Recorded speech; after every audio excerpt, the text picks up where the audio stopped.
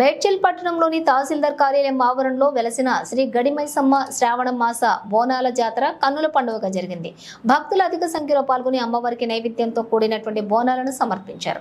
ప్రతి శ్రావణ మాసంలో జరిగే ఈ గడి మైసమ్మ బోనాల జాతరకు భక్తులు అధిక సంఖ్యలో పాల్గొని మొక్కులు చెల్లించుకుంటారు. జంతు బలి నిషేధంగా ఈ ఆలయంలో అమ్మవారు పూజలు అందుకుంటారు. గడి మైసమ్మ బోనాల పండుగ సందర్భంగా మల్కాజ్గిరి ఎంపీ ఈటెల రాజేందర్, మాజీ మంత్రి, మేడ్చల్ ఎమ్మెల్యే చామకూర మల్లారెడ్డిలు అమ్మవారిని దర్శించుకుని ప్రత్యేక పూజలు నిర్వహించారు. అనంతరం వారు మాట్లాడుతూ ఆ 7 వర్షాలు సక్రమంగా పడి పాడి పంటలు సమృద్ధిగా పండాలని, ప్రజలందరూ కూడా సుఖ సంతోషాలతో ఉండాలని అమ్మవారిని కోరుకున్నామని తెలిపారు.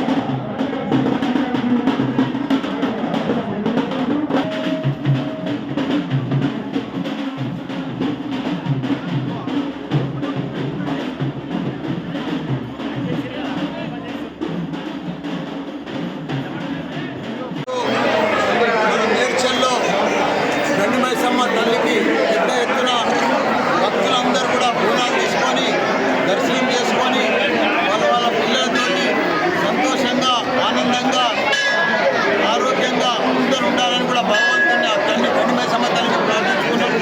ఏది ఏమైనా గడిమైసమ్మ తల్లి చాలా పురాణమైన దేవత ఇక్కడ ఉన్నప్పుడు కూడా ఎంపీ ఫండ్స్ తోటి పక్కన బిల్డింగ్ కూడా కట్టించిన అన్ని కూడా బాగా అభివృద్ధి చెందింది దేవాలయం.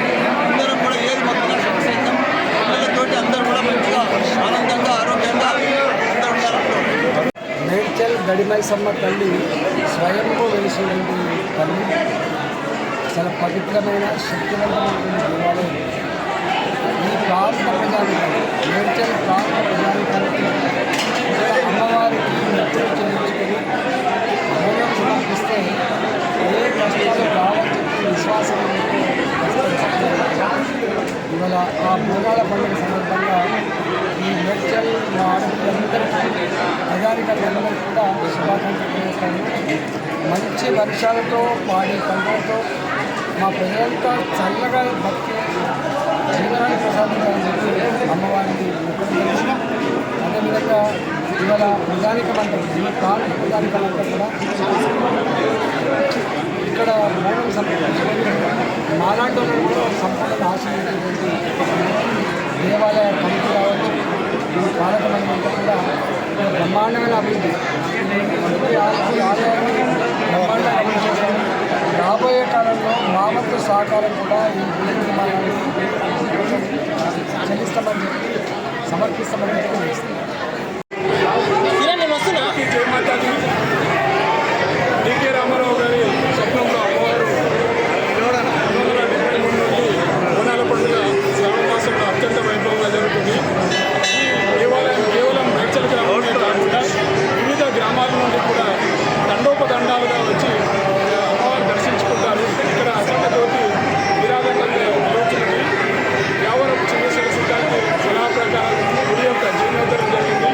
తర్వాత పోలీస్ సిబ్బంది గారు, మన ఎంఆర్ఓ సిబ్బంది గారు, కమిషనర్ సిబ్బంది గారు, గ్రామ ప్రజలందరూ కూడా సంపూర్ణ మద్దతులో అమ్మవారిని తండోపతండాలుగా వచ్చి అమ్మవారిని దర్శించుకుంటున్నారు. అందరూ కూడా సుభిక్షంగా ఉండాలని దేవస్థాన కమిటీ తరఫున అందరికీ జగలో గరిమైసమ్మ మాతాకి జై.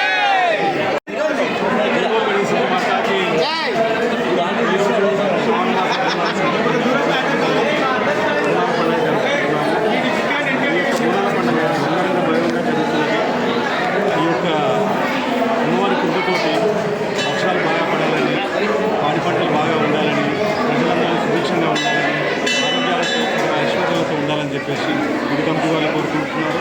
అదేవిధంగా ఇక్కడ దర్శనం చేసుకోవడానికి పొద్దు నుంచి ఇప్పటి వరకు జనాలు కుటుంబ సమేతంగా రావడం జరిగింది. ఇక్కడి వాళ్ళే కాదు, బయట గ్రామాల నుంచి, బయట రాష్ట్రాల్లో స్థిరపడిన మన మనుషులు అందరూ కూడా ఇక్కడికి వచ్చి